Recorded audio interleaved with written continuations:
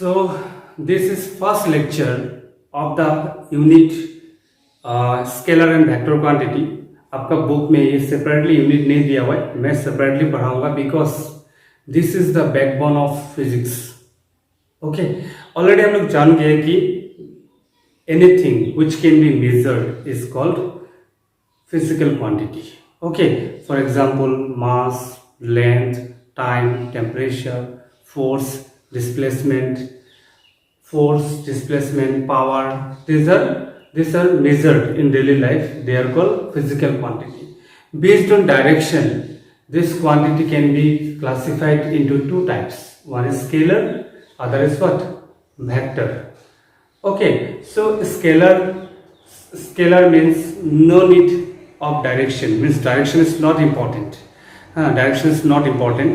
तो यहाँ पे स्केलर को हम लोग उतना ज़्यादा नहीं पढ़ने से भी होगा, सिंपल अलजेब्रिक सम होता है। जैसे फॉर एग्जांपल ना, आपका पास एक कंटेनर है, you put here 2 kg sugar, okay, फिर somebody put here 3 kg rice, suppose,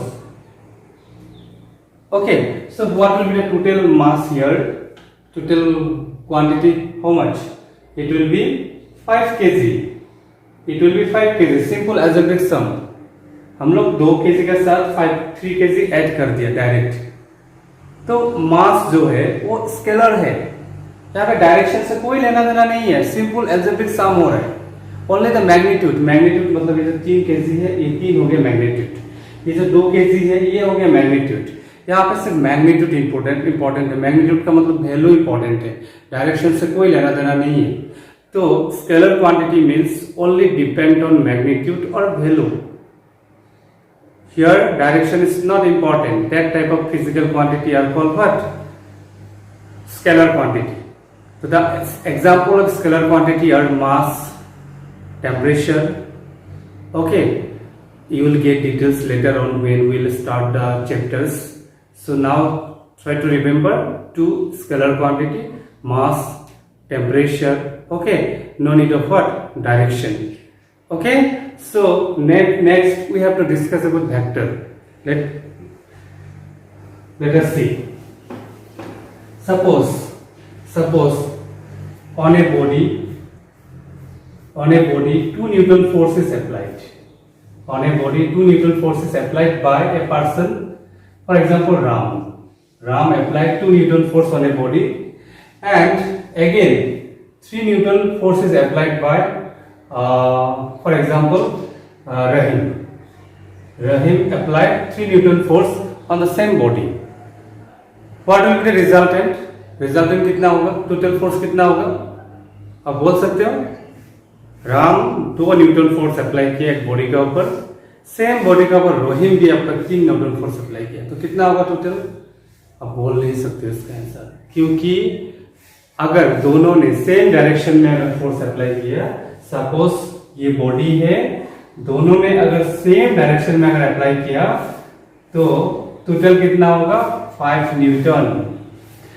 अगर दोनों ने ऑपोजिट डायरेक्शन में अप्लाई किया, ऑपोजिट डायरेक्शन में, तो होगा आपका 1 न्यूटन, 3 - 2 1 न्यूटन होगा। इस केस में रिजल्टेंट मैक्सिमम होगा, इस केस में रिजल्टेंट मिनिमम होगा, और भी केसेस हो सकता है, दोनों अगर परपेंडिकुलर में भी कर सकता है। तो there are infinite number of possibilities. इस केस में आउटपुट कितना आएगा, रिजल्टेंट कितना आएगा, that is depend on both value as well as direction. Okay, यहाँ पे मैंने एक बहुत इंपॉर्टेंट बात बताने जा रहा हूँ रियल लाइफ का। सपोज कोई एक स्टूडेंट एफर्ट लगा रहा है, पढ़ाई कर रहा है, 11 में सोचा है कि क्लास 10 में अच्छा मार्क्स है, 11 में मुझे अच्छा करना है, 11-12 में अच्छा करना है, एफर्ट लगा रहा है, लेकिन डायरेक्शन सही नहीं है। तो रिजल्ट, हम लोग जो एफर्ट लगाते हैं, फोर्स लगाते हैं, वो वेक्टर क्वांटिटी है। सिर्फ एफर्ट लगाने से नहीं होगा, एफर्ट का साथ साथ आपका डायरेक्शन सही होना बहुत जरूरी है। तो डायरेक्शन कौन सही करता है? मेंटल स्टेबिलिटी हम लोग आसानी में इसको बोलते हैं मानसिकता। मेंटल स्टेबिलिटी अगर सही नहीं है डायरेक्शन अगर सही नहीं है, आदमी कितना भी मेहनत करे, अच्छा रिजल्ट नहीं आएगा। Okay, so the physical quantity where along with value direction is needed, that type of physical quantity are called vector quantity. For example, force, हम लोग मेनली 11th क्लास में मैकेनिक्स में ज़्यादा इंपॉर्टेंस देना है, तो मैकेनिक्स समझने के लिए फोर्स को समझना बहुत जरूरी है। और फोर्स वेक्टर क्वांटिटी है, तो यहाँ पे डायरेक्शन सबसे ज़्यादा इंपॉर्टेंट रोल प्ले करेगा। आउटपुट कितना आएगा वो डिपेंड होगा डायरेक्शन के ऊपर। वैल्यू तो इंपॉर्टेंट है, पर वैल्यू से ज़्यादा इंपॉर्टेंट क्या है, डायरेक्शन। आपको बड़ा बड़ा वैल्यू का फोर्स लगा हुआ है, पर डायरेक्शन सही नहीं है, तो क्या हो जाएगा, आपका रिजल्टेंट नहीं आएगा, जीरो हो जाएगा। ओके, जैसे एक अच्छा ड्राइवर कौन है जो डायरेक्शन सही दे सकते हो, उसे फोर्स देने का जरूरत नहीं है। मान लो कि एक्सीलरेटर बहुत दे के रखा है, अगर डायरेक्शन सही नहीं है, दिमाग कोई और में है, तो क्या हो जाएगा, एक्सीडेंट हो जाएगा।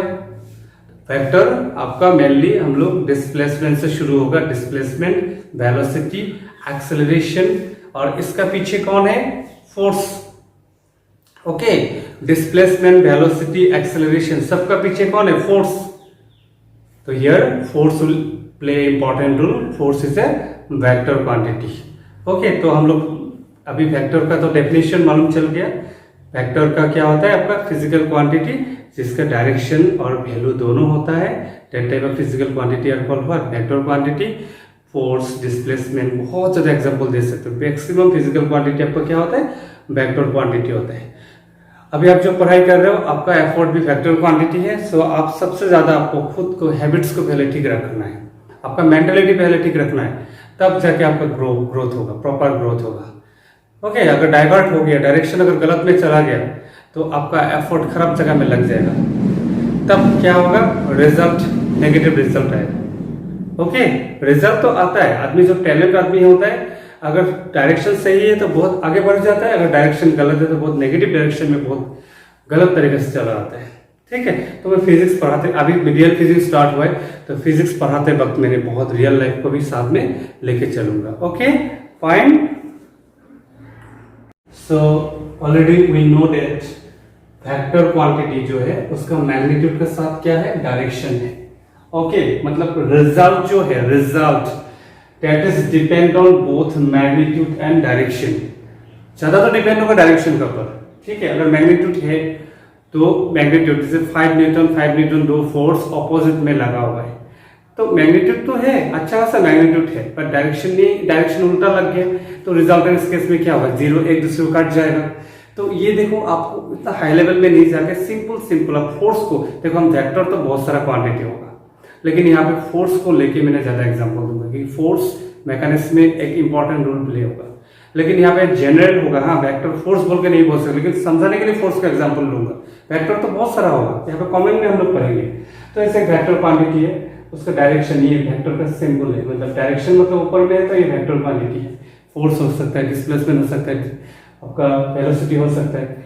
तो ये इसका एक वैल्यू है, वैल्यू मॉडुलस मतलब वैल्यू, और ये यूनिट वेक्टर है। यूनिट वेक्टर बाद में मिलेगा, लेकिन तब भी मैं बोल के रखता हूँ, यूनिट वेक्टर मीन्स जिसका वैल्यू 1 है, मतलब यूनिट है वैल्यू, पर डायरेक्शन है सिर्फ, मतलब ये दूसरा वेक्टर को डायरेक्शन देने के लिए यूज होता है, तो unit vector. So unit vector यहाँ पे डायरेक्शन देगा, तो ए का वैल्यू और डायरेक्शन। ओके, उसके बाद हम लोग आएगा एडिशन ऑफ वेक्टर, एडिशन होगा, मल्टीप्लिकेशन होगा। ठीक है, तो मेन एडिशन है। एडिशन मतलब एक बॉडी का ऊपर मान लो 2-3 फोर्स लगा हुआ है, तो उसका रिजल्ट कितना आएगा, हम लोग फोर्स को कैसे ऐड करेंगे, वो डिपेंड होगा फोर्स के बीच में डायरेक्शन कितना है। तो यहाँ पे जनरल केस हम लोग पढ़ेंगे, जैसे मान लो कि हम लोग पहले पॉलीगॉन लॉ उतना काम का नहीं है, आपको उतना जरूरी नहीं है, सर समझाने के लिए हल्का सा मैं बताऊंगा।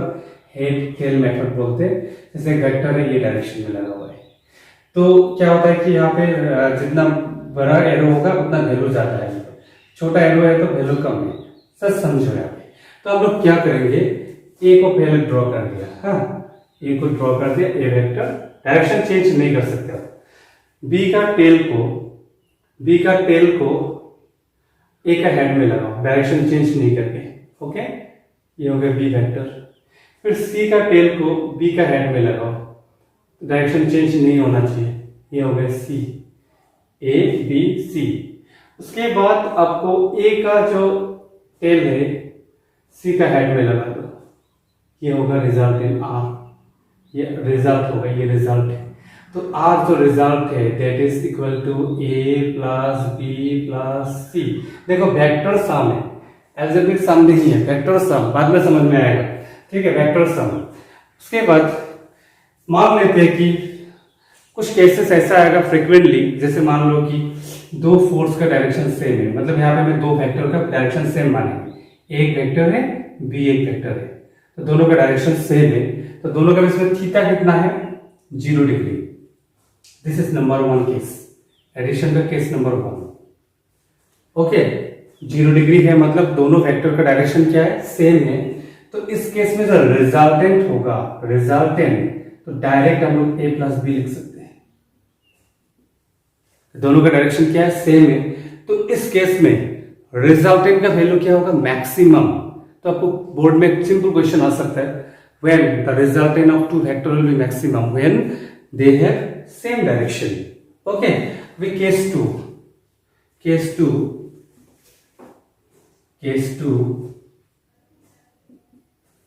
theta is equal to 180 degree. 180 मतलब क्या है, दोनों वेक्टर का डायरेक्शन क्या है ऑपोजिट, एक दूसरे का एनिमी है। इस केस में एक दूसरे का फ्रेंड था, इस केस में क्या होगा एक दूसरे के एनिमी है। एनिमी मतलब मान लेते हैं ये ए वेक्टर है, ठीक है, ये उल्टा हो गया बी वेक्टर, ऑपोजिट में लगा हुआ है। सो रिजल्टेंट क्या होगा अभी देखना है आपको। ए अगर बी से अगर ग्रेटर है, सो आप क्या करोगे ए माइनस बी करोगे, बड़ा से छोटा को माइनस करोगे। अगर मान लो कि बी अगर ए से ग्रेटर है, देन क्या होगा आपका बी माइनस ए होगा। इस केस में बी इज ग्रेटर देन ए। अगर रिजल्टेंट 0 होगा जब ए वेक्टर और बी वेक्टर क्या है इक्वल है। तो इस केस में आपका रिजल्टेंट का वैल्यू क्या आएगा मिनिमम व्हेन दोनों वेक्टर ऑपोजिट में लगा हुआ है, when they are in 180 degree, they are in 180 degree. जब वो लोग 180 डिग्री में है तो रिजल्टेंट का वैल्यू क्या है मिनिमम। सो ये केस 1 था 0 डिग्री, केस 2 है 180 degree. Let us see case 3 90 degree, case 3 90 degree, theta is equal to 90 degree. 90 degree जैसे ये ए वेक्टर है, ये बी वेक्टर है, दोनों का बीच में कितना है 90। मैं ऐसा करके नहीं, ऐसा करके दिखा दे। ये एक बॉडी है, ठीक है, ये बॉडी है, बॉडी के ऊपर ये वेक्टर एक फोर्स लगा हुआ है। तो इसको ना हम लोग आगे दिखा सकते हैं, इसी लाइन में ऐसे लगा हुआ है, ठीक है। अभी और एक फोर्स इधर से लगाया हमने, मान लो बी वेक्टर। मैं फिर से बोल रहा हूँ वेक्टर एक जनरल में हम लोग सीखना है, लेकिन मैं फोर्स को लेके बार बार एग्जाम्पल दूंगा कि फोर्स आपको मैकेनिक्स में एक इंपॉर्टेंट रोल निभाएगा। अभी देखो एक फोर्स यहाँ लगा हुआ है, एक फोर्स यहाँ लगा हुआ है, प्रैक्टिकली बॉडी का मूवमेंट क्या होगा। अभी बी वेक्टर को मैं यहाँ पे शो कर सकता हूँ, ये डायरेक्शन में, ठीक है। रियल लाइफ में देखो तो एक बॉडी का ऊपर अब दो फोर्स लगाओ 90 में, क्या होता है देखो क्या होगा। हाँ, एक बॉडी के ऊपर दिखाने के लिए भी प्रॉब्लम है, एक फोर्स इधर लगा एक फोर्स इधर लगा, तो बॉडी जो ये डायरेक्शन में मूवमेंट होगा, दोनों वेक्टर का मिडिल से जाएगा, दोनों फोर्स का मिडिल से जाएगा, ठीक है। जैसे हम लोग इलेक्ट्रिक पुल को उठाते हैं ना, इलेक्ट्रिक पुल को उठाते हैं, सीधा करते हैं, ऐसे उठाते हैं, जैसे मान लो दो बेम्बू ऐसे बांध दिया हम लोग, ऐसे इलेक्ट्रिक पुल है, तो ये भी कुछ आदमी फोर्स दे रहा है, इधर भी फोर्स दे रहे हैं, इसका मतलब क्या है, दोनों फोर्स का बीच में एंगल है, तो इलेक्ट्रिक पुल सीधा से ऊपर उठता है। तो दो फोर्स अगर एंगल में लगा हुआ है, हाँ, हमेशा रिजल्ट होगा वो मिडिल से जाएगा, ये बात को याद रखना है। ओके, सो ये रिजल्ट का हम लोग रिजल्टेंट को आर से डिनोट करेंगे। तो रिजल्टेंट का अभी दो वैल्यू आएगा, एक तो आएगा आपका रिजल्टेंट का डायरेक्शन, यहाँ पे रिजल्टेंट का डायरेक्शन थीटा देगा, थीटा हमेशा एक्स एक्सिस के साथ, रिजल्टेंट जो है एक्स एक्सिस के साथ कितना एंगल फॉर्म कर रहा है, दैट इज कॉल्ड रिजल्टेंट, ये हो गया resultant, sorry direction, this is direction, theta यहाँ पे डायरेक्शन देगा, डायरेक्शन ऑफ व्हाट, रिजल्टेंट। अभी देखो ये बी वेक्टर को मैं यहाँ पे ड्रॉ करूंगा, सेम बात है, मीनिंग सेम है। तो ये एक राइट एंगल ट्राइंगल बन गया, मैथमेटिक्स के यूजेस होगा आपको यहाँ पे। राइट एंगल ट्राइंगल में क्या होता है, आपको R square is equal to क्या होगा, A square plus B square. तो आर इज इक्वल टू क्या होगा, root of R, A square plus B square. यहाँ पे आर, यहाँ पे मॉडुलस दे दिया मैंने, आर का ये value magnitude, resultant is also vector. Resultant का भी दो पैरामीटर आएगा, one is magnitude will get by this formula, and direction हम लोग को मिलेगा थीटा मतलब टेन थीटा। यहाँ पे टेन थीटा क्या होगा, टेन थीटा और टेन थीटा अप्रोक्सीमेटली सेम होता है। थीटा अगर इक्वेट है तो क्या हो गया, B by A, okay, perpendicular by base. अभी देखो बी फैक्टर अगर ज्यादा होगा ना, बी फैक्टर ज्यादा होगा, रिजल्टेंट इधर शिफ्ट होगा। ध्यान से देखो, अभी समझना है सब, इधर अगर ज्यादा होगा ना, इधर शिफ्ट होगा, तो बी ज्यादा होने से थीटा भी ज्यादा होगा, देखो थीटा बढ़ जाएगा। अगर ये वेक्टर अगर ज्यादा है, ए ज्यादा है, तो R will be shift towards A, तो थीटा कम हो जाएगा, तो ए ज्यादा होने से थीटा कम होगा। तो you will get direction from this formula, you will get the value of magnitude from this formula. तो दो फैक्टर व दो फोर्स 90 में लगता है, तो रिजल्टेंट ऑलमोस्ट कहां से जाएगा, मिडिल से जाएगा, और डिपेंड होगा कि ए और बी का वैल्यू कितना है। That is the direction is given by tan theta and the value of resultant is given by this Pythagoras formula. अभी देखो हम लोग का मिला है 0 डिग्री होगा तो हम लोग निकाल सकते हैं, 180 में है तो निकाल सकते हैं, 90 है तो निकाल सकते हैं, लेकिन इसके अलावा भी तो हो सकता है। तो फोर्स अगर हम लोग 90 नहीं, थोड़ा 45 में लगाया, 31 में लगाया, एंगल 50 भी हो सकता है, 31 भी हो सकता है, 35 भी हो सकता है। रियल लाइफ में तो होता है ना, हम लोग एक बॉडी को ठेल के लेके जाते हैं, कोई इधर से फोर्स लगाया, कोई इधर से लगाया, कभी वो ज्यादा दे दिया तो उधर गिर जाने का चांसेस होता है, रिजल्ट इधर आ रहा है सपोज मान लो, सिर्फ बैलेंस करके लेके आना है, अलमीरा को लेके जाना है आपको। हाँ, रियल लाइफ में तो हम लोग अलमीरा वगैरह शिफ्ट करते हैं ना, तब देखना कभी गिर जाता है, क्योंकि एक आदमी ज्यादा फोर्स दे दिया, रिजल्ट उधर शिफ्ट हो गया। समझ में आ रहा है यहां से, लेकिन समझना फिजिक्स यहां से शुरू हो रहा है, बहुत कॉन्सेप्चुअल है। अगर कॉन्सेप्ट नहीं होगा ना, याद करके कुछ होने वाला नहीं यहाँ पे। तो थीटा अगर कुछ भी वैल्यू है, स्पेशल केस तो पढ़ लिया हम लोग, 0 डिग्री, 180 डिग्री, 90 डिग्री। अभी मान लेते हैं कि थीटा कोई भी वैल्यू है, तो हम लोग एक लॉ यूज करेंगे, parallelogram law of vector addition, और ये कोई भी थीटा के लिए हम लोग रिजल्टेंट निकाल सकते हैं। तो हम लोग जनरल केस लेंगे, जैसे मान लो एक वेक्टर रेखा लगा हुआ है, ओके, और एक लगा हुआ है, ये बी वेक्टर है। पहला 90 डिग्री होगा तो ये डायरेक्शन जाना था, मतलब यहाँ पे हम लोग मान लेते हैं दोनों का बीच में एंगल है फाइव, ठीक है। अभी देखो प्रीवियस केस में क्या था, मैं आगे वाला कुछ ड्रॉ कर रहा हूं ना, ये ए वेक्टर था, ये था आपका बी वेक्टर को यहां ड्रॉ कर सकते हैं हम लोग, डायरेक्शन चेंज नहीं करके। ये था रिजल्टेंट और ये 90 डिग्री था, मतलब ये 90 होगा तो ये भी क्या होगा, 90 होगा। तो डायरेक्ट पाइथागोरस लॉ हम लोग अप्लाई कर सकते हैं। लेकिन अभी ये अगर 90 नहीं है, 90 से अलग है, तो ये तो बी होगा ना, ये हो जाएगा आपका बी वेक्टर। अभी देखो ये जो आपका एंगल है ये 90 नहीं है, तो ये अगर रिजल्टेंट है, मान लेते हैं ये रिजल्टेंट है आर, तो ये पाइथागोरस लॉ हम लोग अप्लाई नहीं कर सकते, ठीक है। हम लोग ऐसे पैरेललोग्राम बना देते हैं इसको ना, पैरेललोग्राम बना देते, लॉ का नाम पैरेललोग्राम है ना, तो हम लोग पैरेललोग्राम बना दिया। तो अभी देखो पाइथागोरस लॉ अप्लाई नहीं कर सकते, ये बी है, हाँ बी, यहाँ ड्रॉ नहीं करते हम लोग, मान लेते यहाँ पे बी है, तो प्रॉब्लम है। तो हम लोग इसको एक्सटेंड करना है यहाँ से लेके यहाँ तक 90 डिग्री बनाने के लिए। जैसे मान लेते हैं कि ये P है, ये Q है, ये R है, ये S है। अभी देखो ट्राइंगल जो है P R S right angle triangle, PRS, जिसको ट्रिग्नोमेट्री ज्योमेट्री अगर स्ट्रांग है उसको बहुत काम आएगा अभी। ओके, क्या राइट एंगल ट्राइंगल है? राइट एंगल ट्राइंगल में हम लोग क्या लिख सकते हैं? देखो तो PR स्क्वायर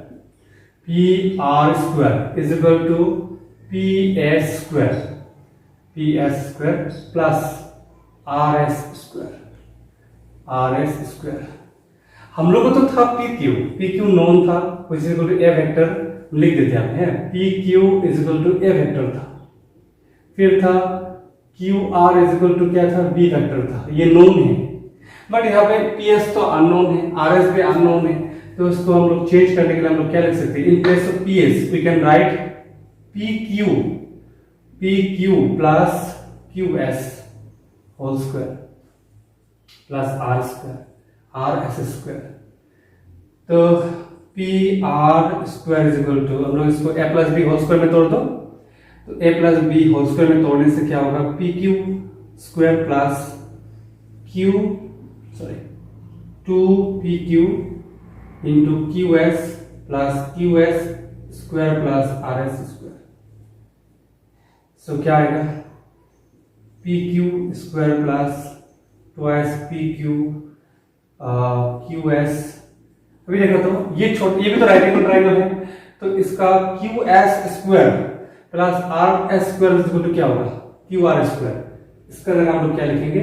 QR स्क्वायर। जिसका ज्योमेट्री अच्छा है तो उसको तो अभी पूरा फायदा होगा। ओके, अभी हम लोग ये नोन हो गए, PQ नोन है, QR भी नोन है, बट यहाँ पे एक प्रॉब्लम है, अभी भी QS अननोन है, पता नहीं QS क्या, हम लोग एक्सटेंड किया था ना, एक्सटेंड किया था। अभी देखो इसको हम लोग थीटा ले लिया, सॉरी इसको हम लोग फाई ले लिया, फाई है, तो ये भी क्या होगा? Phi, this also phi. तो यहाँ पे अगर मैं cos फाई लिखूं इस ट्राइंगल के लिए, cos phi is equal to क्या होगा? देखो तो फाई का ऑपोजिट परपेंडिकुलर है, फाई का नीचे है बेस, तो cos होता है बेस बाय हाइपोटेन्यूज QR। तो QS इज इक्वल टू क्या होगा? QR into cos phi.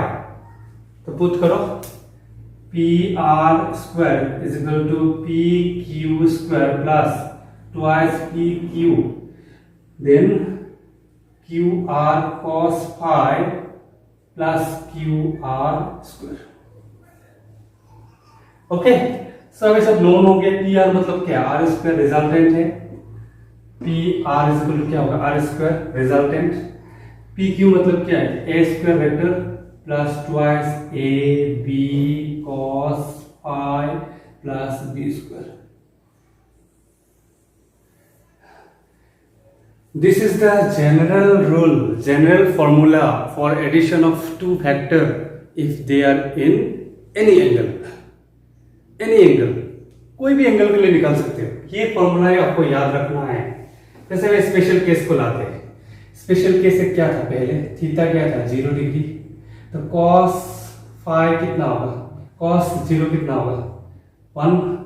सो ये ट्राइंगल ये क्या हो जाएगा? देखो तो R square is equal to A square plus 2AB, क्योंकि cos 0 1 है, प्लस क्या है? B square is equal to क्या होगा? A plus B whole square is equal to क्या होगा? A plus B, sorry R is equal to क्या होगा? A plus B। ऐसा रूल था ना, ये फॉर्मूला था ना 0 डिग्री में, और ये फॉर्मूला में आप लोग निकाल सकते हैं। ये फॉर्मूला से कोई भी निकाल सकते हैं, कुछ भी। नेक्स्ट देखो और एक केस है, जैसे मान लो केस 2 है। केस 2 क्या था? थीटा 180 माइनस 1 होता है, माइनस 1 होगा तो R square is equal to क्या होगा? A square minus 2AB, cos phi minus 1 तो माइनस हो जाएगा, प्लस क्या होगा? B square. सो क्या होगा? R square is equal to A minus B whole square.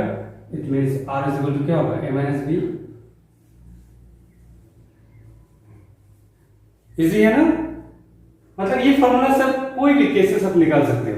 Next देखो और एक केसेस क्या था? 90 डिग्री था। अगर थर्ड नंबर केस 90, थीटा 90, तो cos 90 क्या है? 0, तो R square is equal to क्या होगा? A square plus B square. क्योंकि cos 90 0 है तो ये पार्ट 0 हो जाएगा। So r is equal to क्या होगा, root over a square plus b square. So you can solve any cases with the help of this formula. लेकिन याद रखना है ये सिर्फ वैल्यू देगा, it will give the value of what, resultant, but हम लोग डायरेक्शन के लिए निकालना ये जो थीटा लेंगे, ये फाई लिया था, ये थीटा, ये कर लेंगे r का एंगल विथ x एक्सिस। तो देखो अभी 10 थीटा इज इक्वल टू क्या होगा, आर एस, पूरा राइट एंगल ट्रायंगल के लिए R S by P S, perpendicular by base. So tan theta is equal to क्या होगा, आर एस मतलब क्या लिख सकते हैं, आर एस की जगह हम लोग आर एस की जगह लिख सकते हैं, रुको, इसका इस ट्रायंगल के लिए साइन अगर फाई लिखते हैं तो क्या होगा, sine phi is equal to perpendicular यानी R S by base Q R, यानी R S is equal to क्या होगा, B sine phi. Okay, so R S का जगह क्या लिख सकते हैं, B sine phi. P S मतलब क्या है, P Q plus Q S तो वैल्यू ऑलरेडी मालूम है। So B sine phi, P Q मतलब ए वेक्टर प्लस ये हो जाएगा बी कॉस फाई, ऑलरेडी हम लोग निकाला था, याद करो तो, यहाँ पे बी कॉस फाई उस की वजह से तो लिखा था। तो this will give direction of what, resultant. ये थीटा है, ये फाई, ये भी फाई मतलब दोनों वेक्टर के बीच में एंगल, इसमें कंफ्यूजन नहीं होना है। तो this is all about what, addition of two vector. तो यहाँ पे आप लोगों को एक बात तो क्लियर हो गया, दो वेक्टर के बीच में एंगल कितना है, ठीक है। अभी जो मैं बार बार बोल रहा हूँ आपको समझना है, अंडरस्टैंड करना है, रीजन क्या है मालूम है। अब अगर समझोगे ना, सही डायरेक्शन दे सकते हो, अंडरस्टैंडिंग पावर बढ़ेगा, क्लियरिटी आएगा, मेंटल क्लियरिटी अगर आएगा ना तो थीटा कम हो जाएगा। थीटा अगर कम होगा, सोच आपको, कॉन्सेप्ट आपका फोकस जो है एक जगह आएगा, तो भूलने का चांसेस नहीं है, अंडरस्टैंडिंग पावर बढ़ जाएगा, रिजल्टेंट ज्यादा आएगा। मैं ये बात को नहीं बोल रही, साइंस बोल रही है बात को, न्यूटन ने बोल के गया था ये बात को। ओके फाइन, बहुत ज़्यादा कंटेंट पढ़ा दिया, आप आपका स्पीड बढ़ाओ, मैं लेकिन उतना जो न्यूमेरिकल दे रहा हूँ आप लोग सॉल्व करके नहीं भेज रहे हो, ठीक है। एक बात याद रखना, यहाँ पे मेनली है आपका, आप कितना टाइम दे रहे हो। मैं बार बार बोल रहा हूँ क्योंकि मैं खुद इस करियर में, ये IIT व NIT व नीट जेईई मेंस जितना भी एंट्रेंस है, इसमें मैं कम से कम 15 साल से वर्क कर रहा हूँ, 15 ईयर्स। मैं जब बीटेक में था, फर्स्ट ईयर में था, तब से मैं पढ़ा के आ रहा हूँ। मैं पढ़ते वक्त भी पढ़ाया, जॉब करते वक्त भी पढ़ाया, कंटिन्यूअसली मैं पढ़ा रहा हूँ। आई लव टीचिंग, मुझे पढ़ा के बहुत अच्छा लगता है, अपना नॉलेज को इंक्रीज करने में अच्छा लगता है। ओके, सो मैं बहुत एक्सपीरियंस ये बात को बोल रहा हूँ। बहुत स्टूडेंट है, बहुत टैलेंटेड स्टूडेंट है, डायरेक्शन गलत हो जाता है, डाइवर्ट हो जाता है, ओवर स्मार्ट हो जाता है, ईगो प्रॉब्लम की वजह से, अपना एटीट्यूड का वजह से क्या होता है, डाइवर्ट हो जाता है, जिसकी वजह से जो फ्यूचर है वो बहुत डार्क में चला जाता है। तो यहाँ पे पेशेंसली आपको आगे बढ़ना है, पूरा डाउन टू द अर्थ में रह के अपना काम करते जाओ, your future will be great. Okay fine.